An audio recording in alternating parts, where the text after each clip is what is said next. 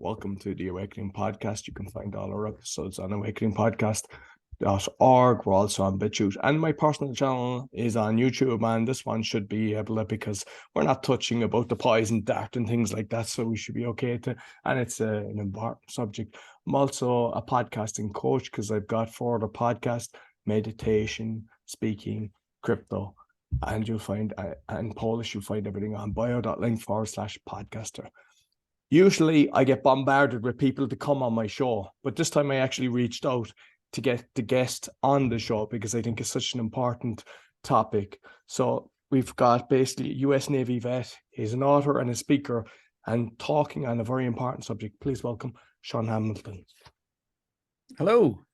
Yeah, thank you for having me, Roy. It's a pleasure to be on, man. I really appreciate the opportunity to come on and speak about this important issue. Yeah. So I suppose you might just let the listeners know first who's Shaun. Oh, well, like you said, I'm a Navy veteran, but I think what brought me here into this kind of place in my life was that I'm a husband to a partner and a partner to a survivor of sexual violence. And that's kind of where the advocate and activist, kind of side of me kind of has started to grow, is in the journey, the path of walking what it is to be a partner. And that's kind of where I found myself, just kind of called to write this book and kind of get out in front of the world and start talking about this issue that affects so many people. Okay. So I suppose, I mean, it probably started with a conversation with your wife. So, like, was it something that she kind of kept to herself? So you might just tell us that story, how the whole lot kind of came about and how you became aware. Yeah. So actually 2 weeks after my wife and I started dating, so like really early on into our relationship, she got sexually assaulted by, kind of quote, a friend of hers that had been in her life for a number of years. And it turns out that guy actually had sexually assaulted multiple girls within this same friend group, probably 6 or 7. And my wife decided that she was going to be the last one. And so 2 weeks into our relationship, we found ourselves kind of going through the legal process and at the same time trying to go through the mental health and physical health recovery journey. And, that was right at the beginning of our relationship. So our relationship was kind of, it started out with a lot of trauma. It started out with a lot of really intense conversations around this topic and navigating a justice system that unfortunately is incredibly broken when it comes to dealing and addressing with this issue, and seeing it firsthand rather than just kind of hearing it on the news and, kind of hearing it anecdotally, getting to witness it firsthand, sitting in the courtrooms and, sitting in the legal offices and kind of seeing how the justice system fails so many people, from losing the rape kits to, the negotiations to keep the perpetrators, I guess, good name intact. And, the King County Prosecutor's Office in Seattle dropping the criminal case against him when 7 women had come forward and filed suit. And so that's kind of where this all started, was really just seeing it from the, the deck plate level, seeing my wife go through a lot of the struggle, holding her so many nights while the tears just flowed. And then as we started to, go through the recovery process, once we kind of gotten out of the acute phase, which I kind of call that, where there's like a kind of like this short little window, I guess, and it can be a pretty big window of time in which somebody is like really kind of deep within that trauma. And when we got through that aspect and we started kind of re-engaging with intimacy, re-engaging with our sex life, and kind of going through the ups and downs and the challenges of that, it really kind of gave us a moment of reflection. And, when I started to see how well she was doing recovery wise, it just started asking questions about, like, what did I do? Like, how did I show up in moments that were good? How did I show up in moments that I could have been better? How did I completely fall on my face and fail? Like, I really wanted to hear the feedback And as we started having all these conversations, we started to kind of really see how critical of a role that just not just me, but like the role of being a partner to somebody who's going through the recovery process from this particular type of trauma, how important that role really was. And it got us to kind of open up that door and investigate. And that kind of led me on to a, a 5-year research project of really trying to pick apart a lot of the different aspects so that I could put together a resource, because there just wasn't anything. When I was sitting there struggling nights, kind of questioning whether I wanted to even continue in this relationship, it just got heavy. It got really, really challenging. And I was looking for resources. I was looking for somebody to, kind of show me the light and, talk about my experience, and, really looking for validation and looking for some kind of way forward. And there just wasn't anything. And, that's a big part of why I'm doing what I'm doing, is just because there isn't anything that talks about what it's like to be a partner, what it's like to be on the, the other side of this recovery process from a partnership and relationship perspective. And so that's why I'm here. And that's kind of like, where the start it came from. And now it's, now the hard, a lot of the hard part I say is done, just in the sense that, the recovery process and writing the book is kind of behind us a little bit. But now the real work really begins, is to get out there and talk to as many people as possible. Okay, yeah, perfect. And I'm just curious, because I mean, obviously, you're a vet, and did it go into your head once you found out this, because you said you found out at an early age, to kind of seek revenge? Because I know that can happen as well, and I know it's not the right way to go, because actually, I know this is an international thing with corrupt courts and prosecutors that should be, they should be, I don't know how they actually look at themselves in the mirror, because they're so evil. They don't care about the individual, they care about the dollar. And like, for you, did you have that kind of urge, I want to beat the shit out of this guy? Or like, what was the kind of thought process in your head? Yeah, man. My wife's brother is a veteran as well. He's a Marine. And when this all was going down, it was he and I sitting next to each other in the courtroom. And one of the things that we found so broken about this process was that, at least in King County, how they ran their courtroom was that the guy, the perpetrator, this rapist, is sitting literally just in a pew right in front of us. Like, we're sitting in a pew waiting for our court case to get called, and he and his lawyer are just sitting right there in front of us. And it's just blood boiling. Like, you're seeing red the whole time. And, I'd be lying if you don't have some thoughts of retribution.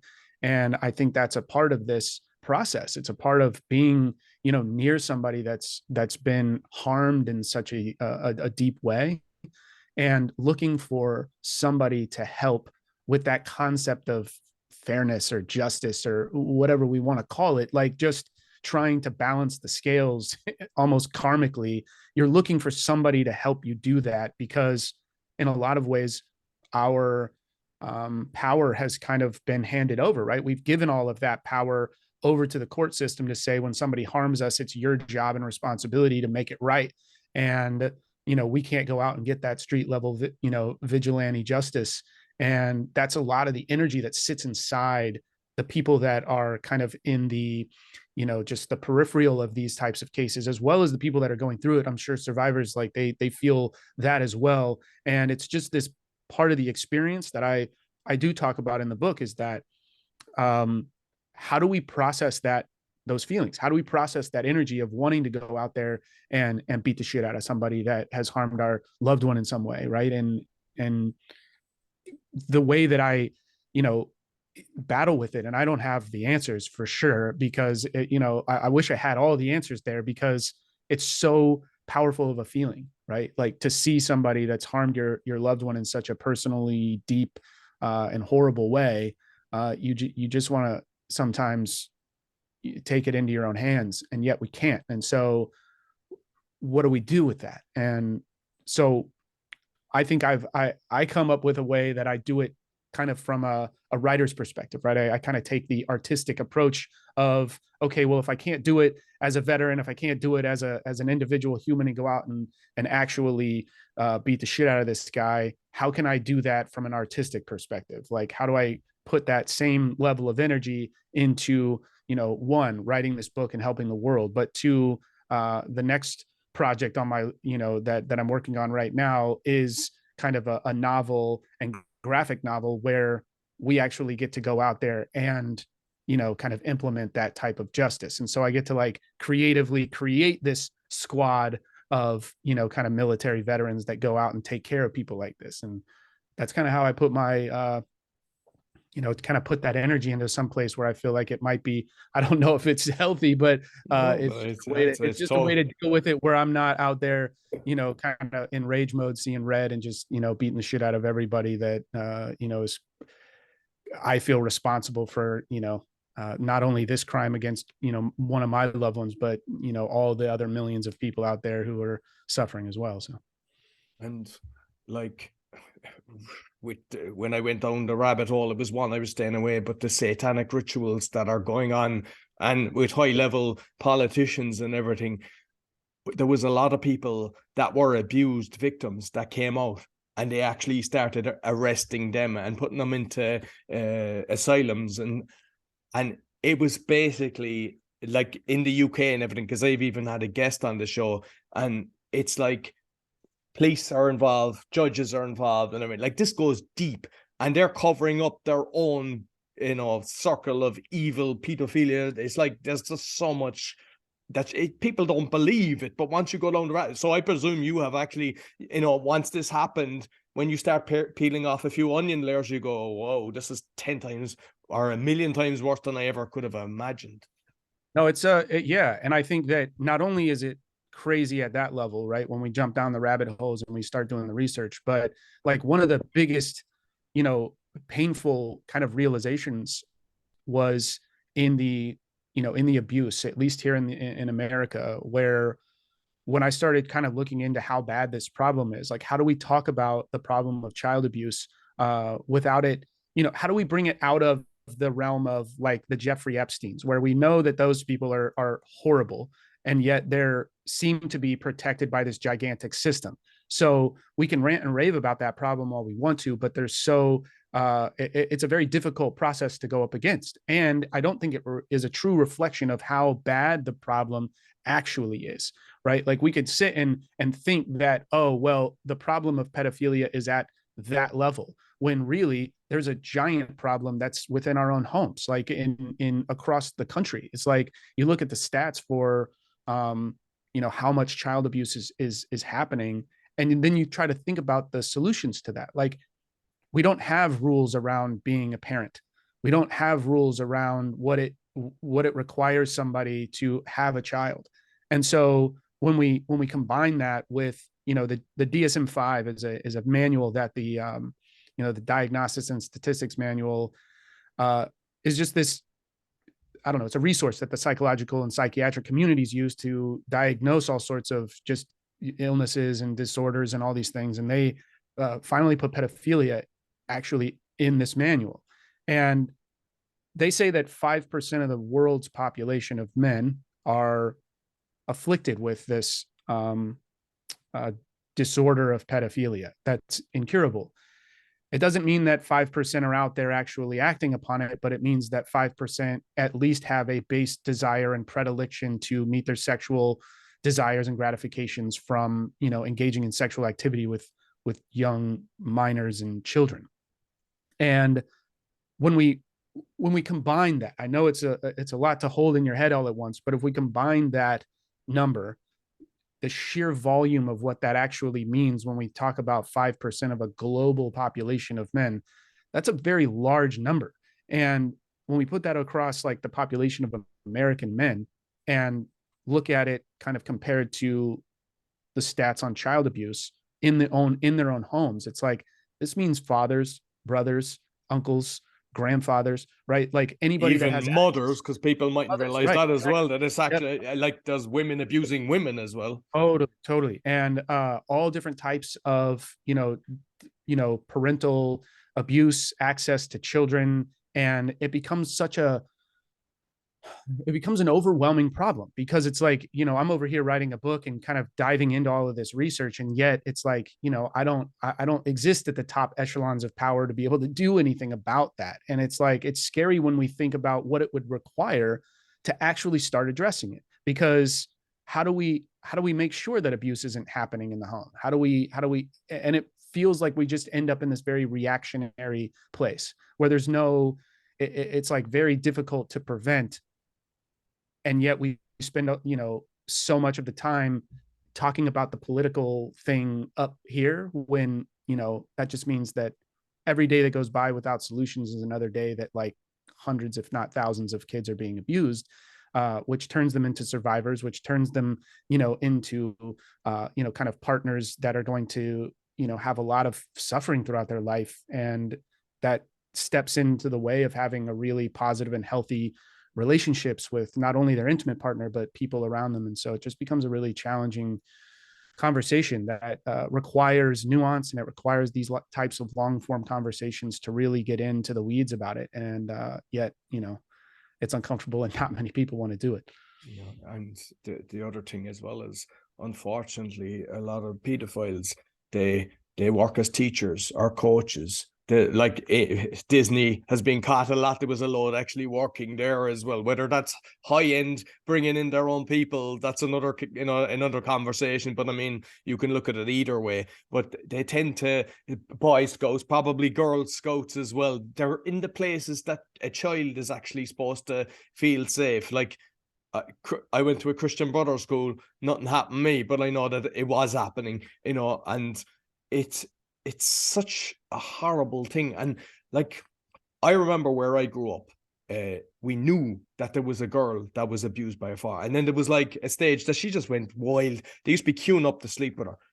We all knew it, but nobody done it. And that's the thing as well. Like, we need to know, hey, what should be done? Because even the reality is, if you've got a proper teacher, they should be asking the questions. How do we know what's going? Like, I dug this out because when my child is 9 now, but when he was young, I read this a few times to him, and it's like I said, no red flag, and it was just explaining what people can do and what's okay and what's not, as in like with a nurse and a doctor, and what's not.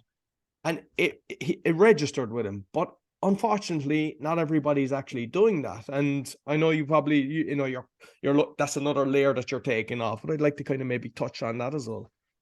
Yeah, I actually I saw this video of a woman talking about that kind of same thing, where she stopped teaching her kid about stranger danger because she wanted her kids to be open and loving and not view people as strangers, but like view behavior as appropriate or inappropriate. So really teaching her kids about what inappropriate behavior was. So if somebody comes to you and says, this is a secret just between you and me, that's inappropriate behavior. And to tell somebody about that, like to really communicate what behaviors are inappropriate, and if anybody's doing inappropriate behaviors, then tell somebody about that. And I feel like that's huge. That was like such a huge idea in terms of like, because I grew up with the whole stranger danger mindset. Like that was the thing that was kind of law of the land at the time.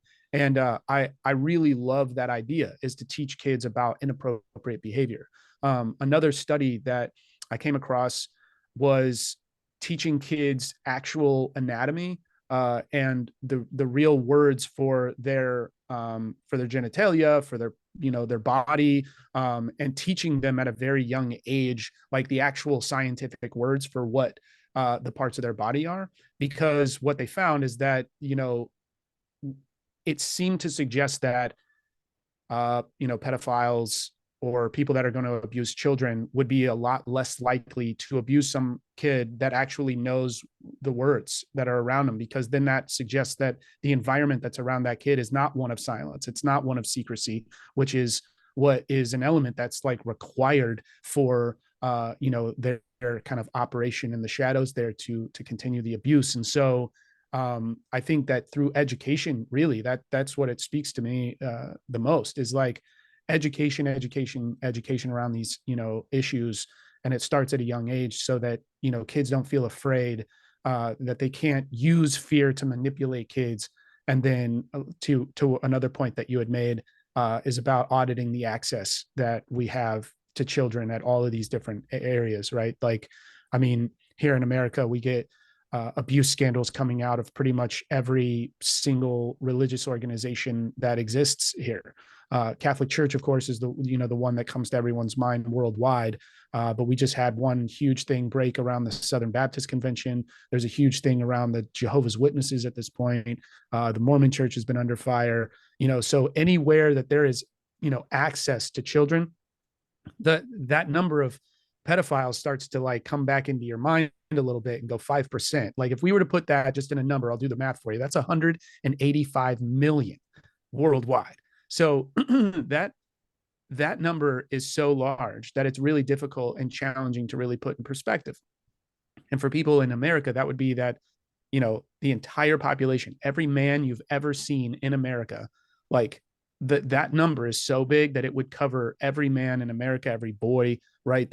That's what that number means in terms of how many people are afflicted with this, with pedophilia. And so the challenge is about auditing access is really how we have to approach it. Like the Boy Scouts, for example, you mentioned, their problem was so pervasive that at the very start of their organization in 1915, by 1925, they already were keeping files on thousands of pedophiles within their ranks. It was called the perversion files. And the organization as a whole knew that this was going on, and they weren't doing anything about it. They didn't pass it along to authorities. They just kept it. And what the craziest fact is that Teddy Roosevelt's son, during Teddy Roosevelt's presidency, the 25th anniversary of the Boy Scouts of America happened. And Teddy Roosevelt's son spoke at that event. And he suggested this thing. He basically kind of outed the idea that the Boy Scouts had what were called, the perversion files at the time, but he actually said the red files.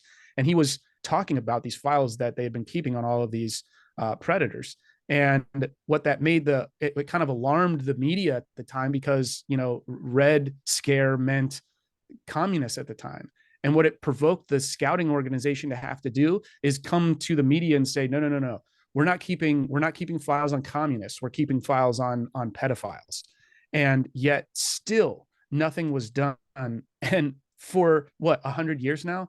And they just now broke open the case where, I think they have a class action or a tort case of 92,000 boys that came forward whose cases are not, outside of the statute of limitations. And so 92,000 came through and to file charges. And that's just that's a small sample, just because, how underreported this crime is, how difficult it is, and, how many people probably have already passed away by that time. And that's one of the things that really is, that was one of the case studies that I did for the book, because it hits so close to home. I'm a third generation Eagle Scout. My grandfather, my father, and I all went through the scouting organization and got our Eagles. And it was a huge part of my life. And even though, my dad was my scoutmaster and I didn't see any abuse, I wasn't abused, but there were so many thousands of boys that it was such a painful realization. It was you always heard the kind of jokes and you thought it was like 70s and 80s, like, oh, there was a bad problem. And then when I started doing the research and found out that at an organizational level that they knew, pretty much the whole time that they had a real big problem. And when you look at that, not just isolated, but as a symptom of a problem, and then recognize that the same type of institutional protections that the scouting organization, excuse me, kind of implemented is the same thing that the Catholic Church executes. It's the same thing that keeps, kind of that a culture of silence and secrecy around even an individual celebrity, let's say. I mean, I watched a documentary on a guy that was a huge celebrity in the UK that came out and turned out that he was like this big, kind of uber celebrity. And then it comes out that, he had been abusing people for years. And it's like, it's not within our borders. It's not, it's all over the place. It's like, we can't just look at this as an isolated event, because, we have celebrities here in America that it's like, they have this culture of silence and secrecy around them. And then all of a sudden, eventually it comes out that no, they were this huge predator this whole time.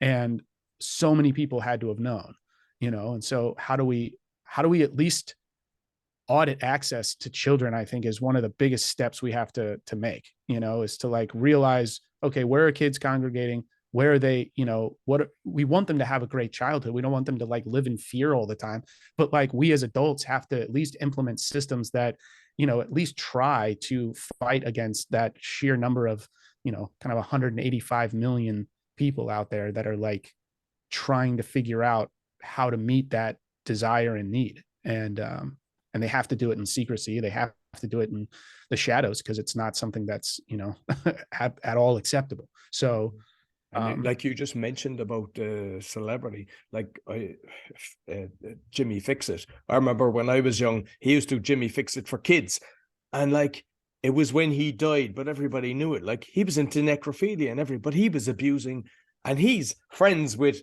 now King Charles, and we know that Andrew was on Epstein's Island. And like, so the BBC were covering up for him. And then you had Gary Glitter. There's so many of them. And like Gary Glitter was prosecuted, got out, and then started, I think he went to Thailand, and he just constantly doing it again. And when you go down the kind of celebrity satanic rabbit hole, it looks like it's a rite of passage for all of these people. Like you just look at the Epstein log, and, all these heroes, Oprah and presidents and everything. It's like so deep, but people think no. And it's like, if you look at these celebrities, you'd have so much trust and everything. And it's the same with your next door neighbor or with the teacher. You need to know exactly, like you think you know somebody, but you don't know anybody. We barely know ourselves, let alone our next door neighbor. And sometimes you're letting your child have a sleepover, and it's like, is that the best thing to be doing?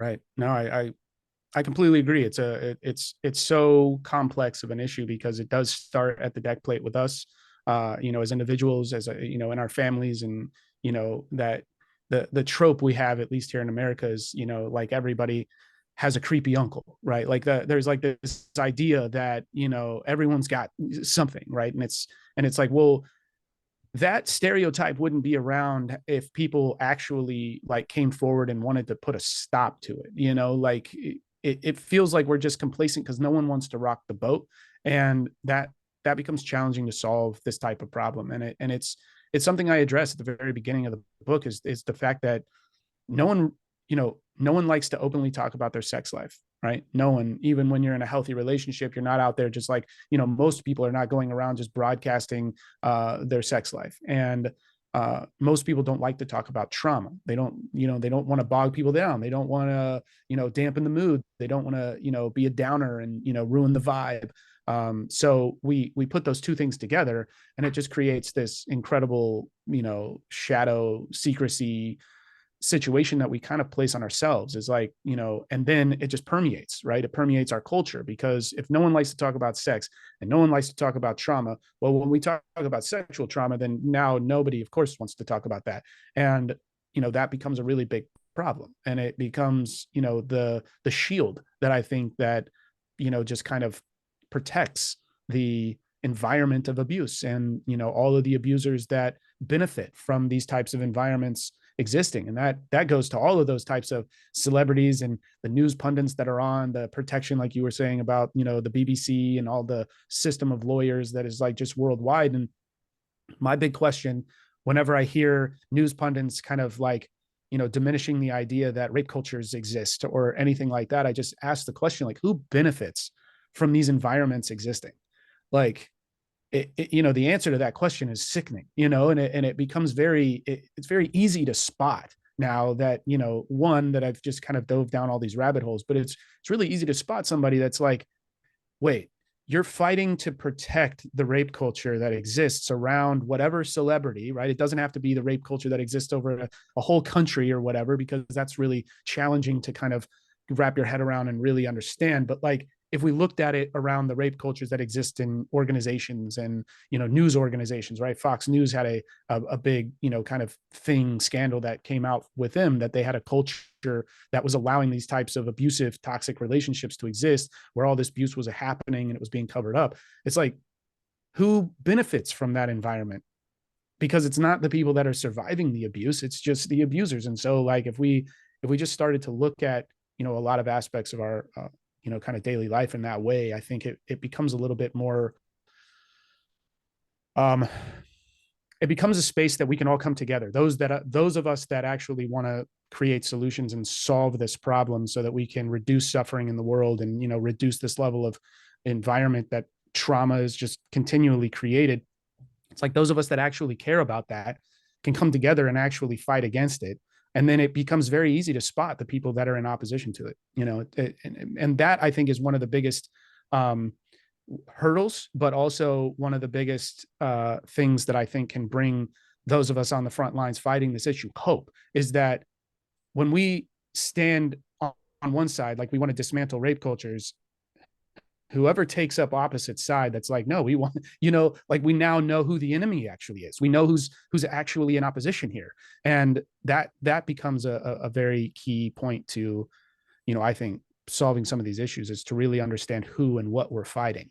Yeah. Because obviously we're fighting the idea of pedophilia. We're fighting, like, whoever might be afflicted with that, but that's a very challenging thing to, that's not like people are just walking around wearing that on their sleeve. So we have to kind of extrapolate from behavior and really try and identify who is it that's standing in our way of dismantling these systems that seem to protect abusers. Absolutely.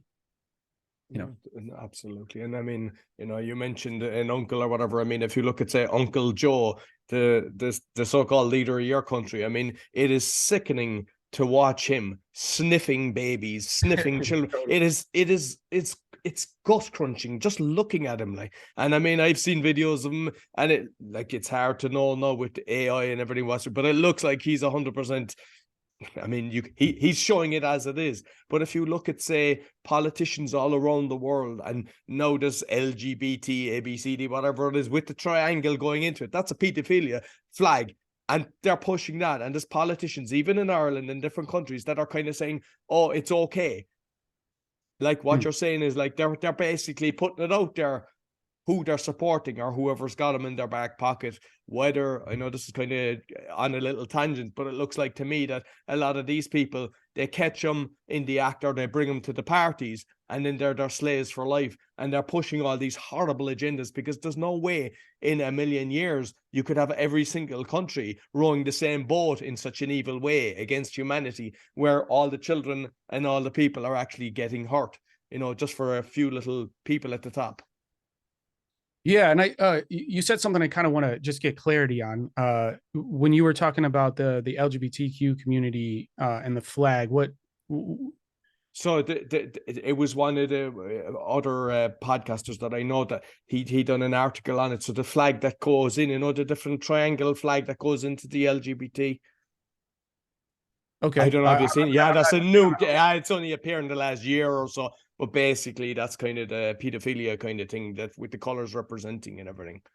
Yeah, and I just want to, I guess, push back a little bit on that idea, is that, with the connection of the LGBTQ community to this idea of pedophilia, we have this rampant kind of idea that, in our country right now, that the LGBTQ community is the ones that are, like, grooming children, right? There's a load of them actually against it, and I just want to clarify that as well. That there's a load of them saying, "Hey, this is sick. What are you trying to do?" Right. And so that's I just wanted to make that clarification, that, in just all of my understanding and research, like, there's nothing that suggests that, the LGBTQ community are at any more risk than the heterosexual community is for. And if anything, there's a lot of them actually standing out, because I actually have gay and lesbian friends, and so it's nothing against that. It's just the way that they're doing it and they're coming out. But I have actually seen people standing out from the gay community, actually saying, just like bringing the trans into the schools and making them sit down. And then even in kindergarten, like in Germany and around the world as well, they're actually teaching sick stuff. Like they're talking about masturbation at a very early age and anal sex and blowjobs. And I mean, this shouldn't be taught at that age. Like it is sick how it's actually done.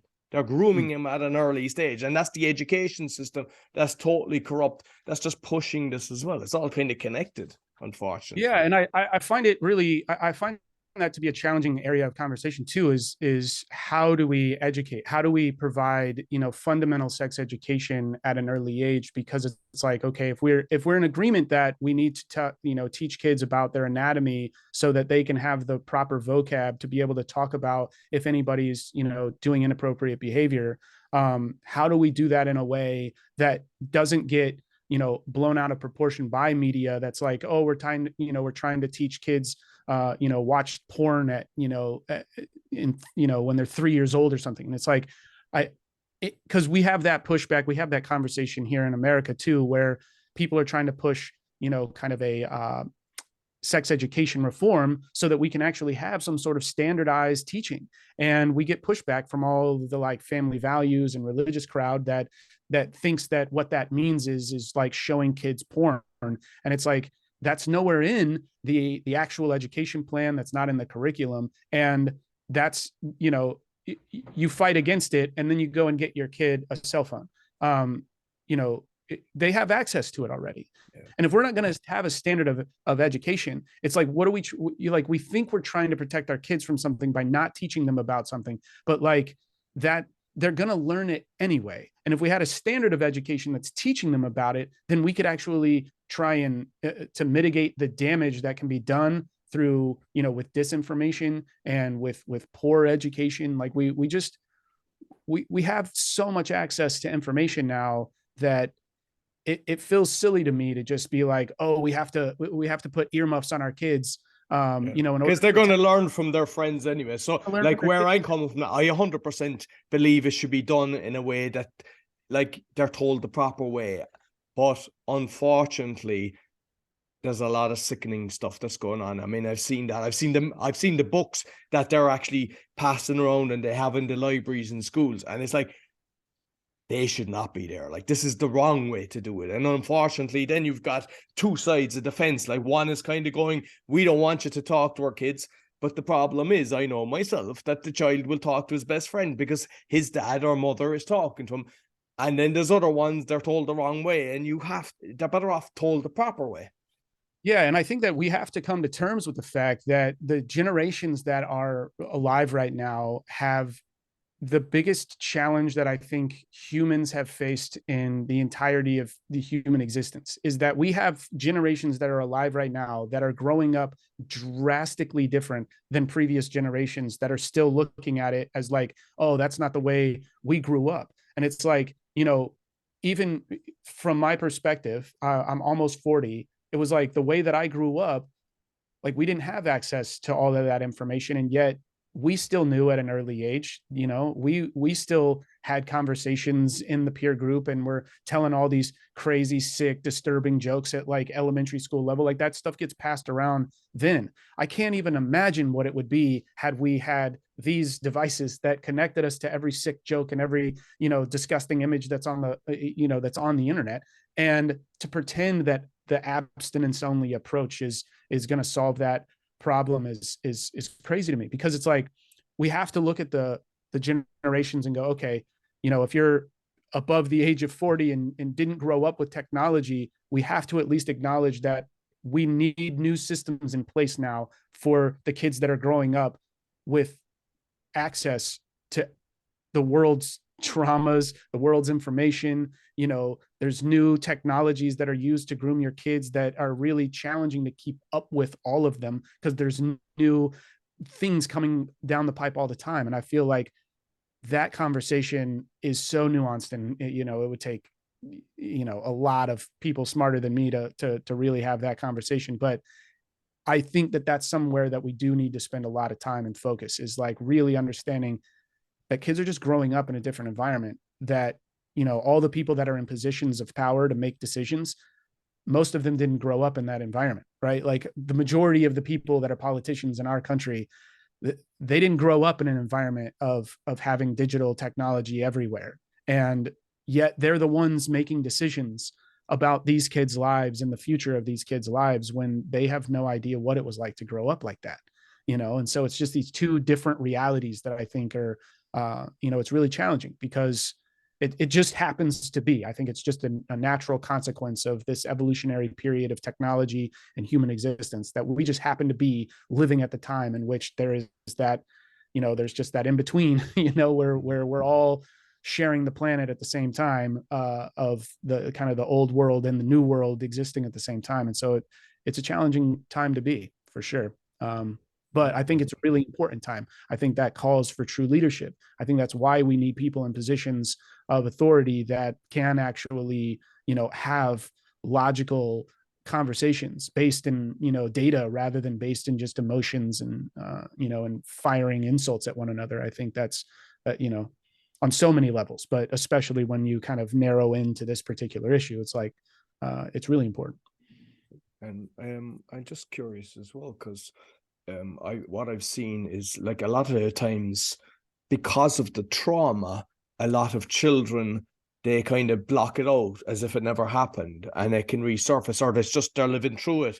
And what I've heard of, like, say, people doing the ayahuasca, but breath work as well, because I've actually witnessed that when people facilitated by a proper in a safe environment, let's say, doing the breath work, the emotions come up and then they realize what happened, but they're able to overcome it. And I'm not sure if you touched that on the thing, but what's your thoughts on that? On, like, I suppose if there is an issue without even realizing there's an issue, kind of opening the. Yeah, I think that's something that, my wife and I have spent a lot of time around because of the fact that my wife has been a mental health therapist now for 14 years. And she's got a pretty incredible story of recovery herself. She did a TEDx talk here in the United States in 2013 about this kind of like life-changing power of words because of, she had one therapy session that changed her life because she was a patient in the Mayo Clinic. She was suffering seizures up to 9 times a day. She was dystonia and narcolepsy and Tourette's, all because of this, like, really traumatic grief from her sister being killed due to the actions of a drunk driver. And that traumatic grief that sat inside, wreaked havoc on her nervous system. And it ended up creating an incredible amount of suffering that led to the breakdown of her entire body. And it wasn't until she, went in and got this, therapy called rapid resolution therapy, which, kind of incorporates hypnosis and neurolinguistic programming to really help the mind rewire how it's processing the data of the trauma. And I think that's really important to look at, is how are we getting through the trauma? Like, how are we addressing the trauma when it comes up? Because, this was years after the actual accident that took her sister's life that, she started having a seizure. And then for years she suffered. And I know that people who are suffering with, through the trauma of, sexual violence, it creates an incredible amount of suffering, a huge toll on the nervous system. And there's a lot of ways in which that can start to come out. I think that the rise of all of these new alternative ways of helping yourself, like with breath work, with meditation, psychedelics are starting to have kind of a renaissance and a reawakening to their incredible healing power. I know that Australia, I think, just legalized as a country psilocybin mushrooms in the therapeutic setting. I know there's a lot of, a couple of states here in America that have done the same. I'm extremely excited about where that can go for people who have complex traumas, especially in the world of sexual violence, but also the other area that I really care about, which is veterans and taking care of people who have, experienced the brutalities of war.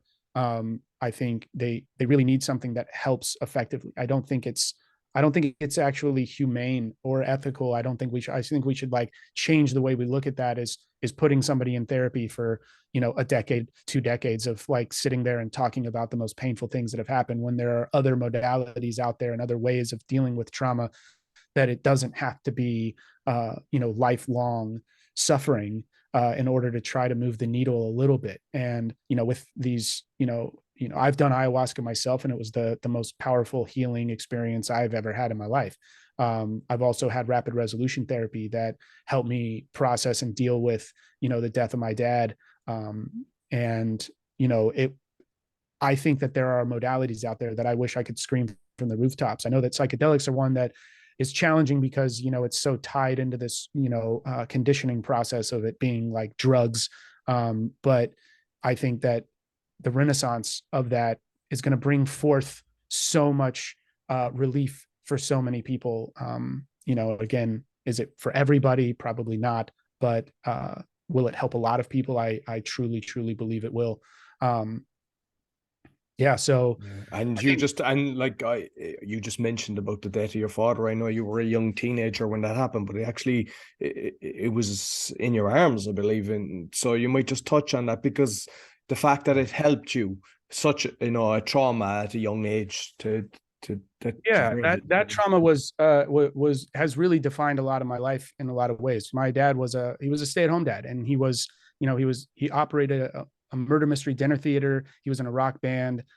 He was my kind of sports coach. He was my, scoutmaster of my Boy Scout troop. He was like super involved in my life. And, he was just this incredibly passionate, creative guy. And when, I had just turned 15, I was at a Boy Scout summer camp, and I went on an 18-mile hike at the end of the week to prepare myself for a 100-mile trek I was doing that summer. And so I had like 60 pounds on my back. I was walking 18 miles. The last two were up the side of this mountain. But on that particular hike, the guy that was in charge leading us kind of led us on a wrong path, 2 miles off track. So it ended up being 4 miles once we got back onto the right track, added to that trip. So it was 22 miles, total. It was a pretty long hike that day. We ran out of water, like kind of halfway through. And so we were pretty dehydrated by the time we got to the top, and I was exhausted. And it was kind of the first time I had done like a really long hike with that much weight on my back. And so I was pretty exhausted. And my dad met us at the top. There was this lodge, and it's Mena, Arkansas. There's this mountaintop lodge there. And we always used to meet there, bring all the rest of the troop so that kids could get food at the top. They've been eating camp slop all week. And he comes up, takes the backpack off my back, and was just like, kind of giving me shit about being so late. And then he just collapsed. And then he just had a heart attack and died right there in my arms. And it became like, it was a really, really painful experience, of course. But that trauma was so kind of deeply ingrained. It impacted my life in a lot of ways.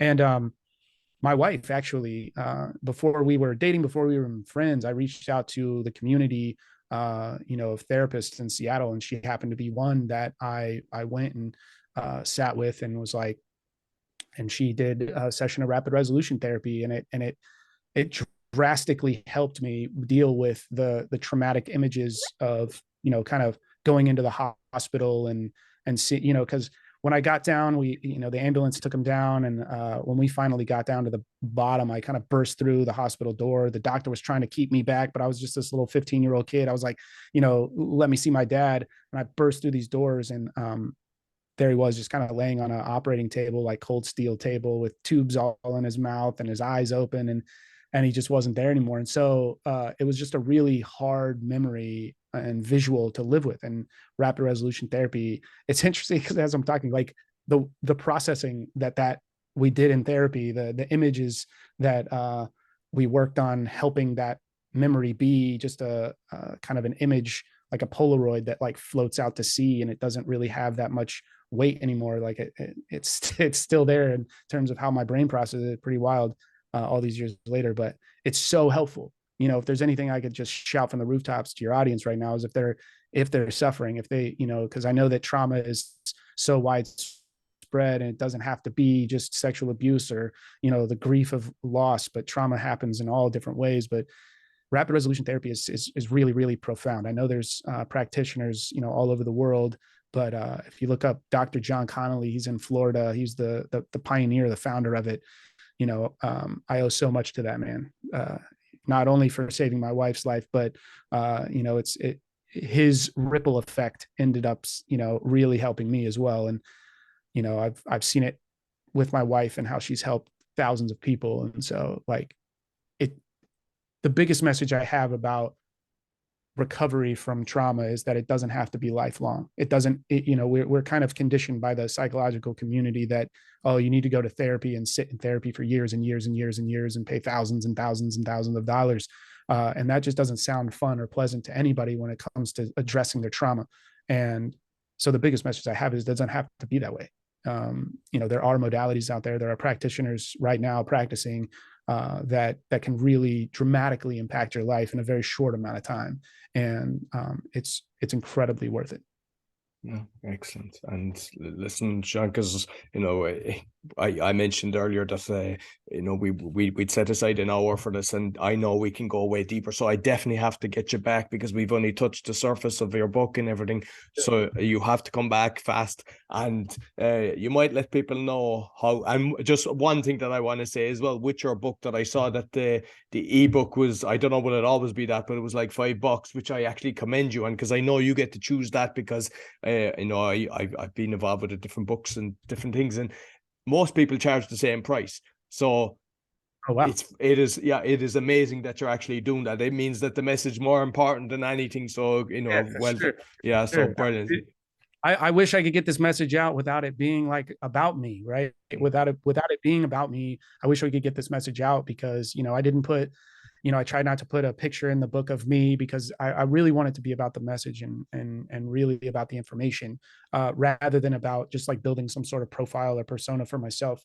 But yeah, I think that if you go to ShaunHamilton.com, ShaunHamilton.com, there you can access, a lot of just different information about me, but also get access to the book if that's something you want to pick up, either in the ebook or the print version. I'm going to have an audiobook coming as well as just the different works and different things. Because one of the things in the book that I talk about is how to use art to help yourself heal from these types of traumas, so that we can kind of, push this energy into a place of it being a little bit healthy, rather than it just kind of sitting inside. And so my next work is a graphic novel kind of combined with an actual novel about creating this series of, this group of special ops that go out and kind of take care of the world in terms of, eliminating these high profile, powerful predators that exist, that I believe kind of,